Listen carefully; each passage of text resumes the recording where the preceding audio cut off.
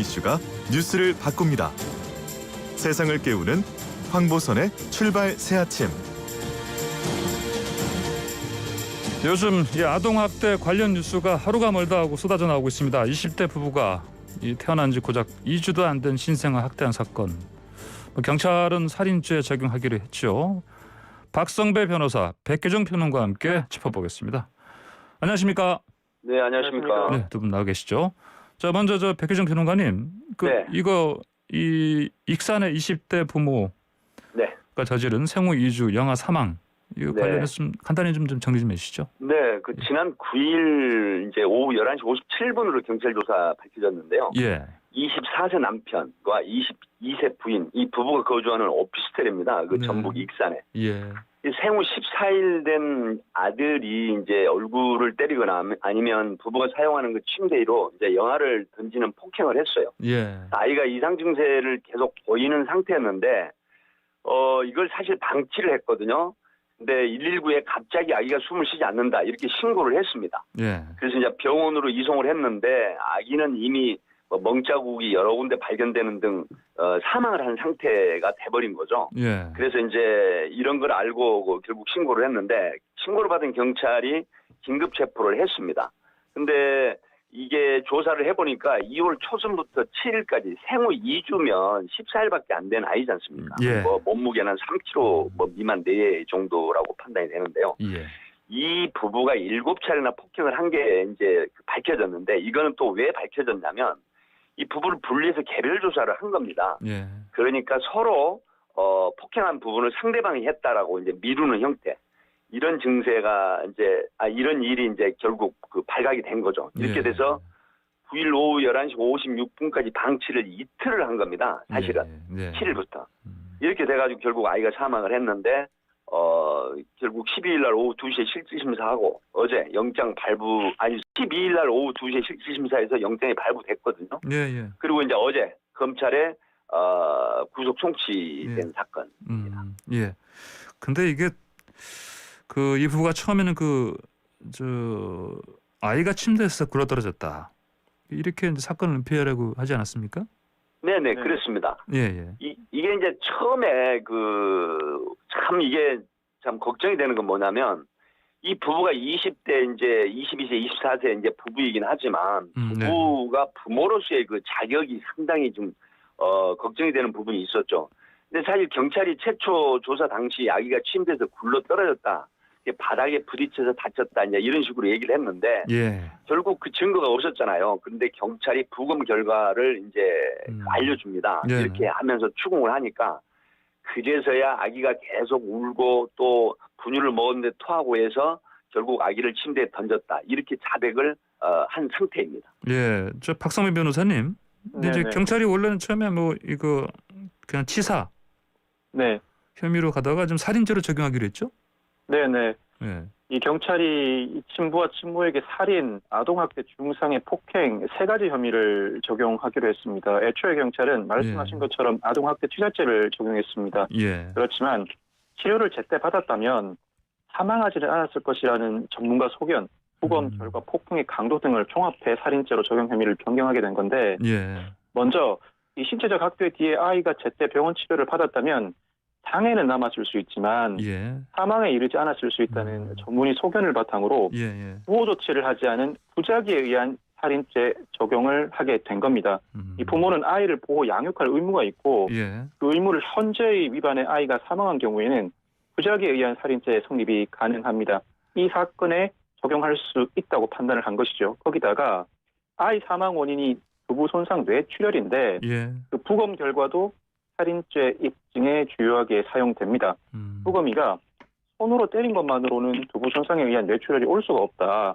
던지거나 무엇인가 세게 부딪혔을 때 가능한 손상이라는 의견을 전달했는데 이 부검 결과 그리고 부작위에 의한 살인죄, 즉 살인죄 적용을 하기에 앞서서 경찰이 관련 사건 판례 분석을 이어나가고 소아과 신경외과 전문의 등 전문가들에게 자문을 받아왔습니다. 결국 살인죄로 그 적용 혐의를 변경하게 된 것인데 사실 살인죄나 아동학대 치자죄나 법정형에는 큰 차이가 없습니다만 양형위원회 양형기준상으로는 미미한 차이가 있습니다. 살인죄의 경우에는 기본 징역 10에서 16년을 기본으로 예. 통상 15년 전후가 선고되는 반면에 예. 아동학대 치사는 인정되는 경우라고 하더라도 기본 징역 7년 또는 4년 정도가 선고되는 경우가 일반적입니다. 예. 자, 그러면 이렇게 근데 그 처음에 아동학대 치사 혐의로 이제 조사 진행하다가 아무래도 이렇게 바꾼 이유가 그 국민 정서도 작용하지 않았겠습니까? 어떻게 보십니까? 국민 정서도 작용하였다고 볼 수도 있겠습니다만 예. 경찰은 그 자체에 대해서는 부인하고 있습니다. 국민 정서 때문에 아동학대 치사를 살인죄로 변경했다기보다는 예. 이 구체적인 사건 내용, 폭행의 강도, 예. 정도, 기간, 그리고 무엇보다 이틀 동안이나 생후 2주 된 아이를 방치했다는 정황에 비춰보면 충분히 살인죄가 적용될 수 있다는 법리적인 판단을 거쳐왔고 예. 그 법리적 판단을 추출해내기까지 여러 전문가들의 자문을 받아왔다고 설명하고 있습니다. 네네. 그렇지만 아무래도 국민들이 보기에는 연이어 발생하는 아동학대 사건, 예전이었으면 아동학대 치사 정도로 적용하고 말았을 사건을 이제는 좀 더 적극적으로 살인죄로 적용해 나가는 것 아닌가라고 볼 수는 있을 것 같습니다. 그렇습니까? 이게 근데 그러면 이제 재판에 가서도 이 부분이 제대로 반영될 것 같습니까? 어떻게 재판에서 네네. 이 부부가 상당히 많이 다툴 것 같습니다. 이 부부가 서로 상대방에게 책임을 전가하고 있고 우리는 죽을 정도로 때리지는 않았다고 주장하고 있기 때문에 살인죄는 물론 아동학대 치사죄에 대해서까지도 적극적으로 다툴 것 같습니다. 이 부분은 검사가 어떠한 혐의로 기소를 하는가, 기소 이후에 재판 과정에서 증인 신문이 여러 차례 이루어질 것으로 보입니다. 그리고 관련된 전문가가 검찰 측 증인 또는 피고인 측 증인으로 법정에 출석해서 이 사안의 경우에 살인죄를 적용할 수 있을지 상당히 세계적인 분석을 해 나가야 할 것으로 보이고 법원도 자체적으로 감정을 거쳐 살인죄 적용 여부를 판단하여야 할 것으로 보입니다. 예, 저 백혜정 변호사님은 저 경찰에 계실 때 강력팀에 주로 계셨기 때문에 사실 이런 사건 사고는 그렇게 많이 접하지 않으셨죠? 아동학대. 이제 이게 이제 예를 들어서 요즘은 기능별로 여러 가지가 이제 있지만 사실은 아이가 사망하는 병사 사건에 이제 어떤 혐의가 사인에 있어서 이제 의문점이 있다라고 했을 때는 강력팀이 수사를 많이 하게 됩니다. 그랬어요. 그렇기 때문에 이제 이런 부분들이 결국은 앞에서 말씀을 하셨지만은 아동학대 치사냐 이제 살인이냐 이게 혐의 적용을 하는 데 있어서는 여러 가지 이제 형태가 있죠. 예를 들어 가지고 그 미필적 고의라고 하는 부분, 그러니까 내 자식이지만 결국 사망을 할 걸 알면서도 방치를 한다든가 아니면 사후적인 조치를 빨리 하지 않는다라든가 이랬을 때 이제 이런 부분이 규명이 된다라고 하면 결국 강력팀에서 수사를 해가지고 송치하는 그런 예가 빈번히 있습니다. 그렇군요. 근데 이 두 부모가 뭐 이제 휴대전화로 아동학대, 멍 빨리 없애는 법 이런 거 검색하기도 하고 또 이 두 사람이 이제 2018년에 혼인신고했는데 이제 직업이 없었고요. 생활고를 당연히 겪었고 그리고 이제 지자체에다가는 이제 그런 상황에서 출산 장려금, 육아수당도 신청하기도 했는데 자 이런 상황이 이런 아동학대와 어떤 뭐랄까요, 연관성 좀 있다고 보십니까? 연관성이 있습니다. 왜 그러냐면 이 부부가 지금 남편이 24세고 그다음에 부인이 22세지 않습니까? 방금 말씀하셨지만은 경찰 조사 결과 2018년 이제 혼인신고를 했는데 대체적으로 무직 상태로 경제적 어려움이 굉장히 많았어요. 그래서 이제 익산 같은 경우에는 출산 장려금이나 육아수당을 이제 그 신청을 하게 되면 심사를 해서 지급을 하거든요. 그런데 이런 경제적인 그 입장이 굉장히 어렵다 하는 측면, 또 부모로서의 어떤 자격이 없는 측면들이 상당히 그 연관성이 있다고 보고요. 다만 그렇다고 하더라도 정말 경악스러운 일이 있었죠. 아기가 이제 침대에서 호흡곤란이라든가 어떤 그 이상 증세를 보이면 빨리 병원으로 긴급 이송해가지고 치료할 생각을 해야 되지 않습니까? 그런데 119 신고하기 전에 이 휴대폰으로 멍 빨리 없애는 방법, 그다음에 경기 그 용인에서 일어난 이모 부부가 조카를 아동 물고문을 해가지고 그 사망시킨 사건이 굉장히 지금 회자됐었고 사회적으로 문제가 됐잖아요. 이런 부분들을 이제 그 빨리 이송시키는 병원으로 이송시키는 게 아니라 이걸 조회를 해보고 검색을 해보는 건데 더욱 경악스러운 것은 뭐냐면 이해 안 되는 부분인데 119 구급대원이 주거지 오피스텔에 이제 도착을 합니다. 신고를 받고. 그런데 이 부부가 그 아기 생후 14일 된 아기 가슴에 손을 대고 우리가 흔히 말하는 그 CPR이라는 커디오퍼머너리 리서시테이션이라고 하죠. 심폐소생술을 하는 그 연기를 하고 있었던 거예요. 이런 부분들이 이제 경찰 조사에서 드러났는데 부부가 그 부모로서의 자격이 없다라고 하는 부분은 사회적이나 어떤 지자체나 국가가 사실은 개입을 해야 된다고 하는 측면이 이 사건이 주는 교훈이 아닌가 싶어서 굉장히 안타깝습니다. 예. 자, 저희 YTN 라디오 그 라디오 앱으로도 많은 분들이 청취하시는데요. 방금 아니고 정확하게 한 25분 전에요. 8시 1분에 호호유미님께서 백기정님 곧 나오는 건가요? 이런 채팅창에 그 질문 주셨습니다. 아마 백기정 평론가 팬이신가 봐요. 네. 감사합니다. 네. 자, 그러면 다음 주제 좀 넘어가겠습니다. 그 이른바 몸캠 피싱 이 범죄가 늘어나고 있다고 하는데, 자, 그 백평론가님, 네네. 이게 뭡니까? 몸캠 피싱? 몸캠 피싱 굉장히 주의해야 될 그 사안인데요. 예. 남이 다른 사람의 사진을 도용한 사람들이 이 선정적인 말 같은 걸로 해가지고 피해자를 유혹하면서 영상 통화를 제안을 합니다. 예. 뭐 제가 현직에 있을 때도 사건을 여러 건 했었는데요. 이 휴대폰으로 이제 영상 채팅을 하면서 사실은 꼬드긴다고 보통 일반적으로 얘기하죠. 유인하는 거예요. 피싱질이라고 하죠. 네. 납치질. 네. 상대방의 특정 주요 신체 부위를 노출케 하거나 아니면은 이 성적인 음란 행위를 유도를 합니다. 그런데 이 상대방은 이걸 녹화를 한다는 생각을 못 해요. 굉장히 허위적으로 유인하는 피싱질을 하기 때문에. 예. 뭐 오딩 자체도 굉장히 선량한 사람처럼 채팅을 하거든요. 근데 이걸 녹화해 놓은 다음에 다시 연락이 오죠. 그래가지고 녹화를 해둔 상태를 약간 보여줍니다. 그래가지고 돈을 요구를 하는데 만약 돈을 입금을 하지 않으면 SS나 지인 그 휴대폰이나 어떤 사이트 커뮤니티에 유포하겠다 이렇게 협박을 해가지고 금품을 갈취하는 행위, 이제 이런 걸 이렇게 몸캠 피싱 이 범죄라고 이렇게 예. 얘기를 하죠. 예, 그렇군요. 박성민 변호사님, 네네. 이거 몸캠 피싱 이거 들어보셨어요? 이전에? 예, 들어봤습니다. 이런 그래요? 사건이 종종 벌어진다는 것도 알고 있습니다. 그래요. 예. 네네. 그런데 이게 지금 뭐 이제 코로나19 때문에 이게 집콕 이게 늘어나니까 더 늘어났다 이렇게 봐도 되겠습니까? 그렇습니다. 이 최근에 경기 남부경찰청 사이버범죄 수사대가 국내에서 활동하는 5개 몸캠 피싱 조직 일당 45명을 붙잡았고 그중에서 21명을 구속했습니다. 예. 이들이 지난해 2월부터 1년간 영상 채팅을 통해서 신체 노출을 유도해서 이 영상을 녹화한 다음에 지인 등에게 유포하겠다고 협박하는 방식으로 총 511명으로부터 약 22억 원을 뜯어냈습니다. 22억 원이요? 거죠. 그러니까요. 예. 경찰 조사 결과 예. 이들이 중국에 서버를 마련한 다음에 예. 피해자들에게 의도적으로 접근해서 화상 채팅을 시도하고요. 채팅 중에 피해자 신체 노출을 유도하면서 그 화면을 녹화에 저장합니다. 이어서 영상 통화 도중에 촬영 해상도가 낮다면서 피해자에게 앱 설치를 권유하는데 예. 이때 악성 코드를 설치하게 합니다. 그러면서 휴대전화에 저장된 주소록 등 개인정보를 탈취하는 거죠. 예. 이렇게 취득한 개인정보를 바탕으로 피해자에게 가족이나 친구들에게 영상을 유포하겠다고 협박해 돈을 뜯어내는 방식인데 경찰이 국내에 체류하는 총책 등을 검거한 다음에 예. 중국에서 범행 전반을 기획한 총책 5명에 대해서 신원을 특정하고 체포영장을 발부해 인터폴 적색 수배 상태를 내린 상황입니다. 예. 그런데 경기 남부 경찰청에 따르면 경기 남부 지역에서 지난해 몸캠 피싱 범죄가 616건이 발생해서 전년 동기 540건 대비 14% 늘었다고 밝혔습니다. 이번에 검거된 몸캠 피싱 조직들의 활동도 코로나19가 본격 확산되기 시작한 지난해 2월부터 시작된 것이죠. 예. 비대면 문화가 자리를 잡으면서 온라인 만남이 늘어나고 이에 따라서 몸캠 피싱 범죄가 상당히 증가한 것으로 보입니다. 예, 참 이 피싱 범죄도 진흥화하고 있네요 보니까.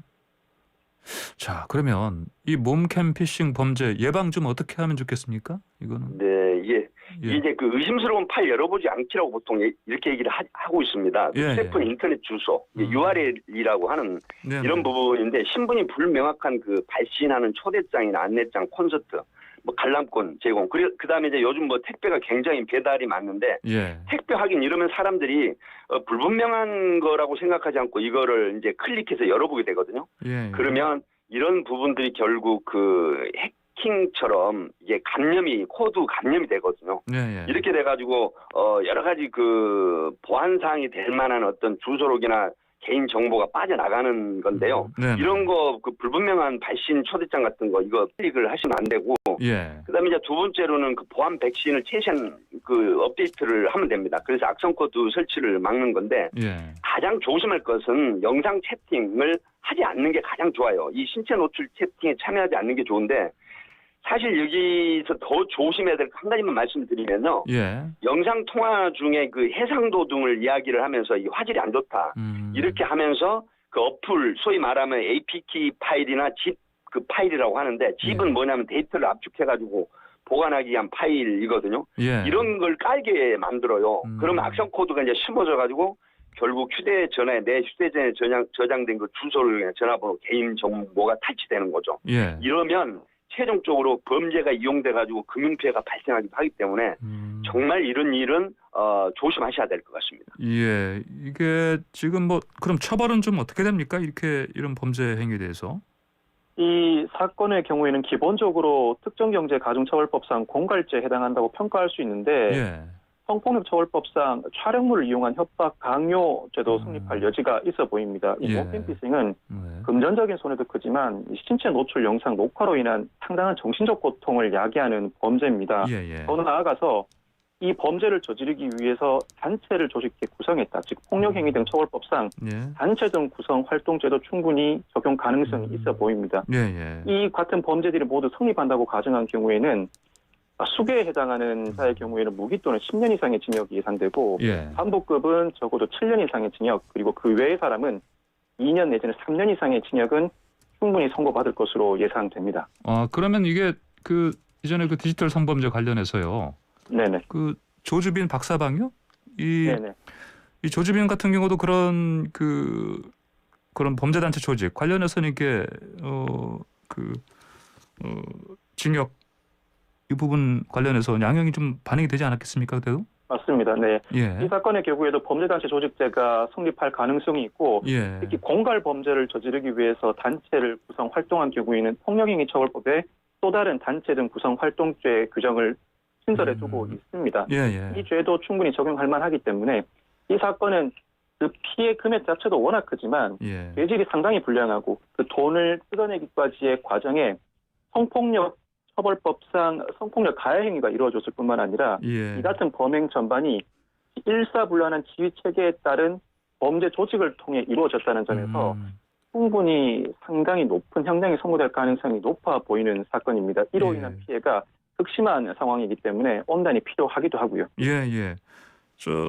백표님께서는 어떻게 생각하십니까? 이런 범죄 이게 특히 이제 단순한 몸캠 차원에서 끝나는 게 아니고 이게 이제 이 영상이라든지 이런 것들이 또 널리 퍼질 수 있지 않습니까? 이게? 네네. 예, 그런 심각성 어떻게 봐야 되겠습니까? 네, 사실 이게 굉장히 심각한 거죠. 예. 이제 보통 이런 범죄 같은 경우에는 오후 야간 때나 새벽 시간대에 이제 벌어지는데 예. 통상적으로 통계를 보면은 오후 6시부터 새벽 3시 정도 사이에 보통 몸캠 피싱 사건이 일어나거든요. 예. 그러니까 이제 이게 뭐가 취약하냐면 사실은 좋은 의도로 그 화상 채팅을 하죠. 예. 이렇게 되는데 피싱지를 당한 피해자가 대부분 또 청소년인 경우가 상당히 많고 심지어 초등학생도 있거든요. 예. 근데 이런 아이들이나 청소년들이 사실은 그 특정 주요 신체 부위를 이제 피싱지를 당해서 사실 영상 채팅으로 보여주는데 이게 녹화가 되는 걸 모르거든요. 예. 근데 나중에 이게 협박이 들어와요.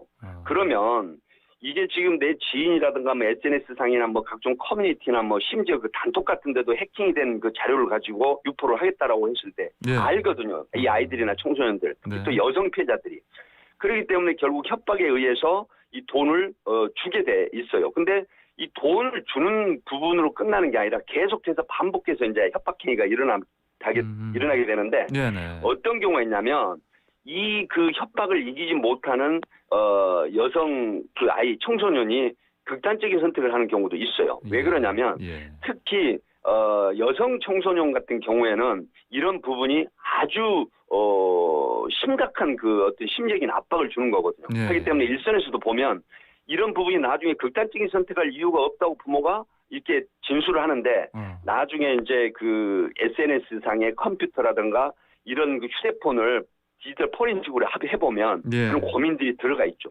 그렇기 때문에 결국 그 압박을 이기지 못하는 심리로 극단적인 선택까지 하는 이런 그 청소년들이 생긴다라고 하는 측면에서 이런 몸캠 피싱은 노출이 됐을 때 또 이게 녹화가 되면은 각종 서버에 저장이 돼가지고 평생 간다라고 하는 측면이 있기 때문에 사실은 화상 채팅이나 몸캠 피싱 굉장히 아주 인격 살인이 아니라 살인에 가까운 그런 범죄라고 보는 그런 부분이 있어야 된다. 그래서 강력한 처벌과 단속이 있어줘야 되는 예. 그런 범죄라고 이렇게 생각을 합니다. 예, 말씀하신 것처럼 이제 특히 나이 어린 청소년들이 피해를 보는 경우가 많으니까 그러면 그렇습니다. 근데 막상 또 이렇게 피해를 당했다 이런 상황이 되면 어떻게 대처해야 되겠습니까? 이게 이제 보통 협박을 하는 게 금품을 요구를 하지 않습니까? 예. 절대 이게 응하지 말고요. 바로 경찰 사이버 수사대에 신고를 하시면 됩니다. 예. 그런데 통상 신고를 왜 꺼리냐면은 이게 이제 겁이 나는 부분이 뭐냐면 내가 특정 신체 부위나 어떤 성적인 행위가 녹화가 돼 있기 때문에 이게 혹시 신고가 돼서 유포가 되지 않을까 하는 그런 걱정이 굉장히 크다고 해요. 예. 보통 피해자들이 그런 진술을 하더라고요. 네. 그렇기 때문에 이런 걱정 안 하셔도 됩니다. 일단 신고를 하시게 되면은 예. 결국 수사 협조해가지고 범인 체포가 되잖아요. 예. 그렇게 되면은 이 피해자들이 그 특정 신체 부위가 녹화된 거라든가 음란 성적 행위가 녹화된 부분은 전부 압수해서 예. 삭제가 가능하고 원래 서버에 있는 부분을 모두 삭제가 가능합니다. 예. 하기 때문에 절대 이런 부분에 어떤 그 심리적인 공포심을 갖지 말고 즉각 112나 사이버 수사대에 신고를 하시면 예. 충분히 안심하고 생활할 수 있다. 이렇게 예. 말씀을 드립니다. 그러니까 김새가 보이거나 혹시 피해를 봤으면 바로 초기에 그렇습니다. 이제 112로 신고하거나 또는 그 여성 긴급 전화도 있습니다. 1366 이런데 네네네. 또는 또 요즘 보니까 이 성범죄 디지털 성범죄 심각성이 크기 때문에 디지털 성범죄 피해자 지원 센터도 있어요 보니까 이런 데도 있고 아까 말씀하신 그 영상에 돌아다니는 거 있지 않습니까? 이것도 삭제하는 것도 지원한다고 합니다 보니까 맞죠, 박 변호사님? 예, 그렇습니다. 이 몸캠 피싱 사건 말씀드린 것처럼 섣불리 돈을 건네는 행위는 금물입니다. 예. 요거대로 돈을 보내주면 네. 영상도 유포하지 않고 협박도 더 이상 하지 않겠지라는 생각은 오산입니다. 이 몸캠 피싱 조직적인 범죄일수록 일단 돈을 보내주기 시작하면 예. 계속 더 많은 돈을 요구하면서 추가적인 협박을 이어나갑니다. 예. 재차 강조드리지만 이와 같은 피해를 당했을 때에는 돈을 건네지 말고 가까운 경찰서에 즉시 신고를 하셔야 합니다. 예. 예, 이게 지금 뭐 몸캠 피싱 이걸 통해서 드러난 사실 이 자체가 어떤 범죄가 단순히 몸캠 피싱에서 끝나는 게 아니고 여러 가지 그 피해를 확산할 수 있는 이런 여지가 크기 때문에 조심조심 많이 해야 되겠습니다. 보니까 알겠습니다. 자, 두 분 말씀 오늘 여기까지 듣겠습니다. 감사합니다. 감사합니다. 네, 지금까지 박성배 변호사, 백규정 평론가와 함께했습니다.